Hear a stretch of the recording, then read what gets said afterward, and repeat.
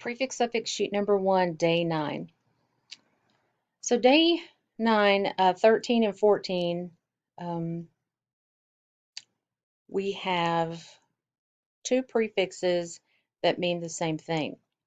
So we have bi as in biped, we're bipeds. Your dog is a quadruped. You might ride a bicycle. We derive our scientific names through a process referred to as binomial nomenclature. I know that's a mouthful, but we're just focusing on bi.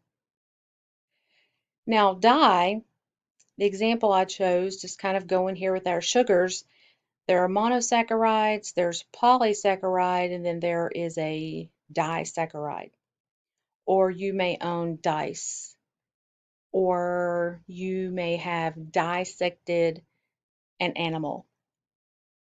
So bi and di, what do they both mean? Two. They both mean two. So a biped, ped refers to your feet. We could walk around on 2 feet. Disaccharide is a two sugar molecule.